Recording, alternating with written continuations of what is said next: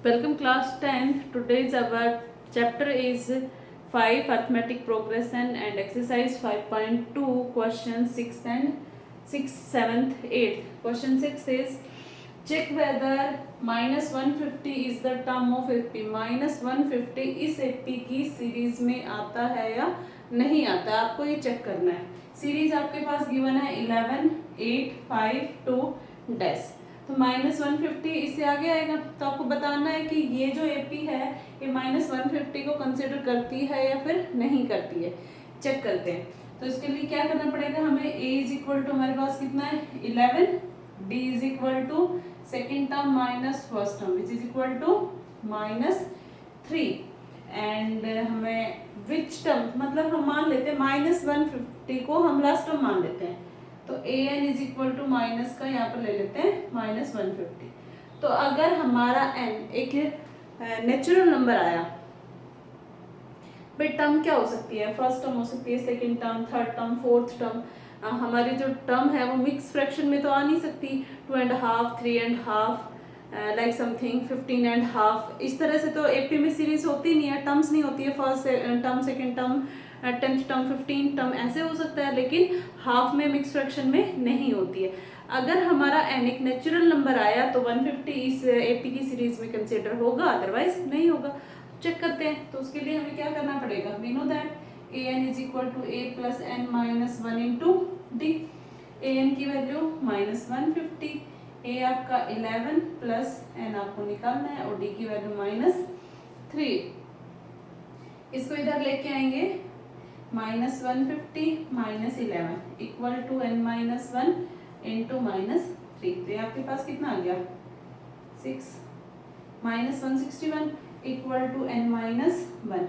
Minus 3 equal to के इधर ले आते हैं तो ये डिवाइड में आ जाएगा, क्योंकि एन माइनस 1 के साथ माइनस 3 के मल्टीप्लाई में इक्वल टू के इधर आएगा तो डिवाइड में आ गया। अब देखिए माइनस से माइनस कट गया, ठीक है। अब यहाँ पर जो 3 है वो 161 को कंप्लीट डिवाइड नहीं कर पाएगा, तो इसको ऐसे ही रहने देते हैं। तो ये कितना आ गया आपके पास, n की वैल्यू आ गई है, इधर आएगा 161/3 और जो माइनस 1 है इधर आएगा तो ये प्लस 1। एलसीएम ले लेंगे हम, तो n इक्वल टू आपके पास कितना आ जाएगा यहाँ पर 3, तो 161 प्लस 3/3 कितना आ गया 164/3, n की वैल्यू आ गई।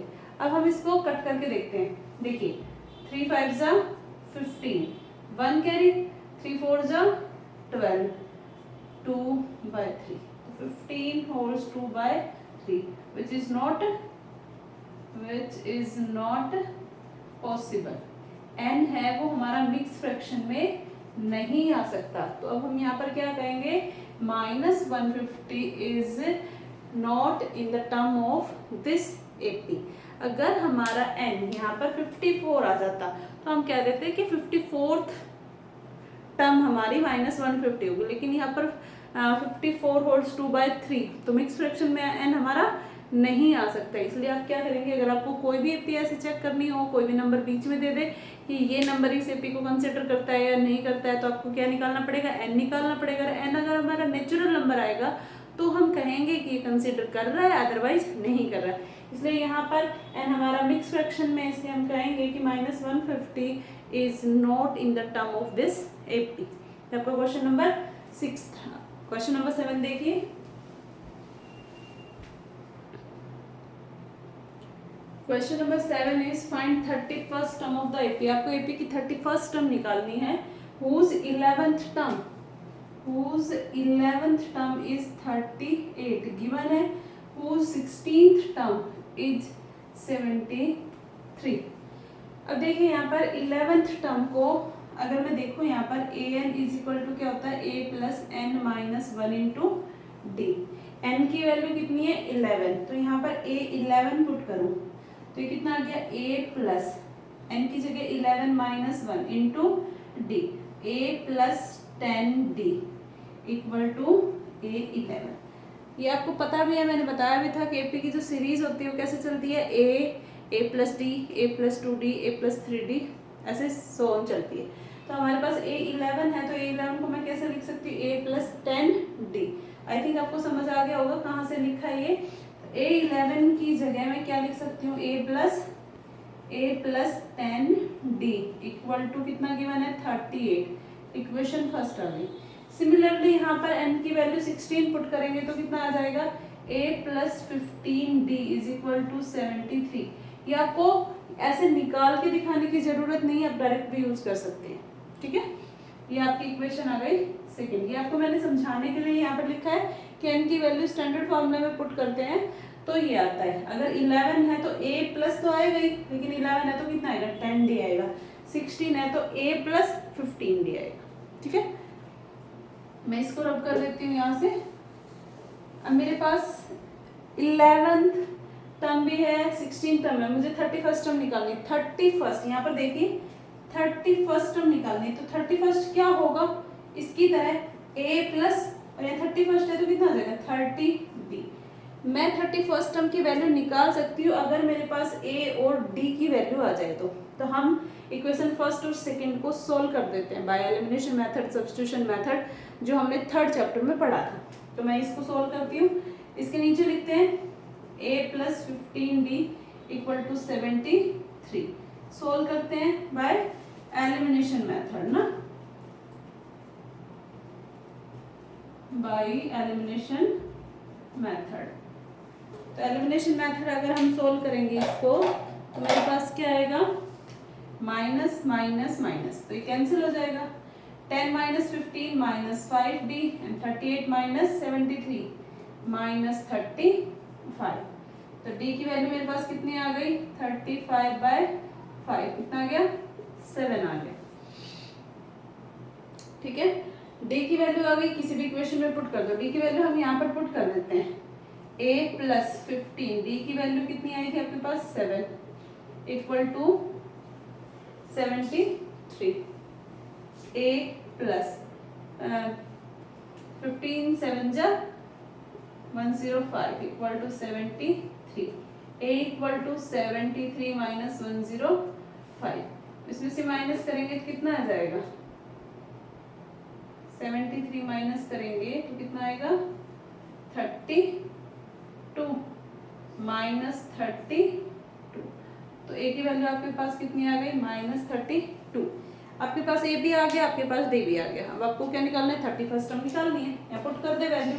a की वैल्यू कितनी है आपके पास माइनस 32 प्लस 30, d की वैल्यू कितनी है 7 माइनस 32 प्लस 2 10। ठीक है, कितना आ गया आपके पास 8, यहाँ पर 8 और यहाँ पर 10, यहाँ पर 7 178।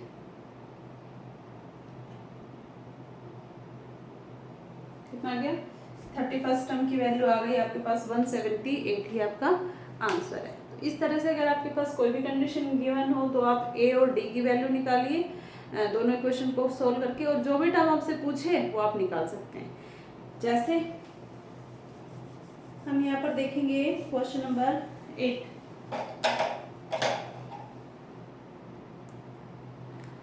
क्वेश्चन नंबर 8 है an AP consist of 50 term. एक एपी 50 टर्म को कंसिस्ट करती है, यानी कि उसकी जो लास्ट वाली टर्म है वो कौन सी है 50th टर्म, लास्ट टर्म है। whose third term is 12, whose third term is 12 and last term is 108। देखिए पहले ही बोल चुका है कि टोटल कितनी टर्म है 50 टर्म है, इसका मतलब जो लास्ट टर्म हुई वो कौन हुई 50। ये ध्यान रखना है। आपको निकालना क्या है, ये आपके पास गिवन है, ये आपके पास गिवन है, आपको निकालना है 20th टर्म निकालनी है। तो यहाँ पर देखिए a 29 निकालने के लिए मुझे क्या लिखना पड़ेगा a प्लस 28d। तो उसके लिए मुझे a चाहिए और d चाहिए। a और d हम यहाँ से निकालेंगे। a 3 को मैं लिख सकती हूँ थर्ड टर्म को a plus 2d equal to 12, equation first, और इसको लिख सकती हूँ मैं a plus 49d equal to 106, equation second. By elimination method equation first और सेकंड को हम सोल्व करते हैं। तो इसके नीचे लिखें a plus 49d equal to 106। Solve करेंगे बाय एलिमिनेशन मेथड, साइन क्या हो गई चेंज हो गई। अब इसको इससे कट किया, ये आ गया माइनस 47d, यहाँ पर आएगा माइनस, इसमें से माइनस करेंगे तो कितना आ जाएगा 94 ना, 94 आ गया, माइनस से माइनस कैंसिल, डी की वैल्यू आ गई 94/47, कितना आ गया 2 आ गया। डी की वैल्यू आ गई, अब हम क्या निकालेंगे, ए की वैल्यू निकालेंगे। डी की वैल्यू इक्वेशन सेकंड में पुट कर देते हैं, तो यहाँ पर a प्लस 49, डी की value 2 is equal to 106, a equal to 106 minus 49 multiply 2 कितना हो गया, 2 9 जा 18, 2 4 जा 8 और 9, कितना आ गया आपके पास 6 7 8, a की वैल्यू कितनी आ गई 8 आ गई आपके पास, a की वैल्यू आ गई है, d की वैल्यू आ गई है, 829 निकालना आपको, यहाँ पुट कर देते हैं। a की वैल्यू कितनी है 8 प्लस 28, d की वैल्यू कितनी है 2, तो ये आ गया 8 प्लस 56, दोनों को जोड़ेंगे तो 829 की वैल्यू कितनी आ गई 64, इसकी 29th जो टर्म आएगी वो कितनी आएगी 64 आएगी, और यही आपको निकालना था। आई होप कि आपको क्वेश्चन नंबर 6, 7, 8 अच्छे से क्लियर हो गए होंगे, तो आप इनको ट्राई करके देखिए, कोई प्रॉब्लम होती है तो आप मेरे से पूछ सकते हैं। Thank you.